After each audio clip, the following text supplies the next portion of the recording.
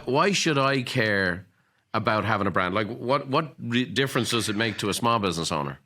Well, it'll make everything easier. It'll make it easier to compete by differentiating you. It will make it easier for you to grow. It gives the people a reason to choose you. They become more loyal when they do, and even more forgiving if you make a mistake, actually, if you've got a strong brand. It paves the road, really, is what it does.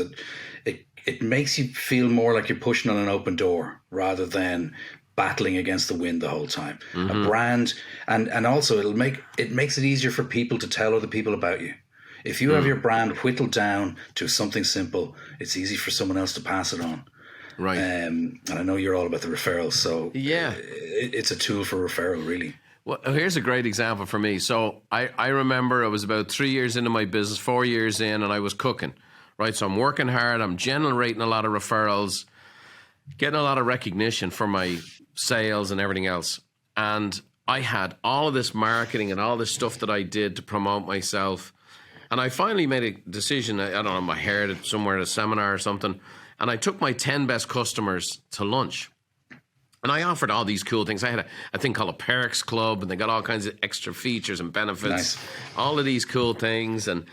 But I said I had a room, I had an office building, and I had a room where, like, I set up like a creche, and my number one assistant became licensed as a daycare person. So why? Because I was taking moms out during the day with a couple of young kids, and the couple of young kids could stay in our office in a room. So, like, way over the top for real estate.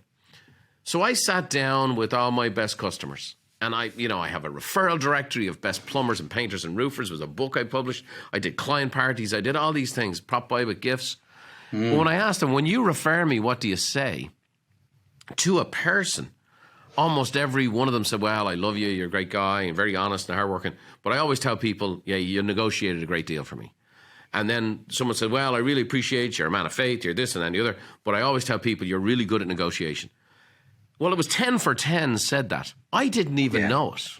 I didn't even realize it. And by the way, it was nowhere in my marketing, nowhere in my promotion. And I took that feedback and I changed everything and say, if you hate negotiating, I love it. Let me do it for you. And Brian, that's the best bit. Sorry to cut across you there. Yeah. That is the best thing to do in the beginning when you're starting with your brand, is start with the audience. What do they want? What is the benefit to that audience? What's the insight? And by insight, I mean, what's the pain point or the thing they're worrying about, or how do they feel? And obviously you found that once you looked back to your audience, that they didn't want to negotiate, and you could do that for them. Thanks for watching. If you want more tips on how to think, feel, and do better, check out these videos too. Oh, by the way, don't forget to subscribe to the channel and leave us a like if you enjoyed the content.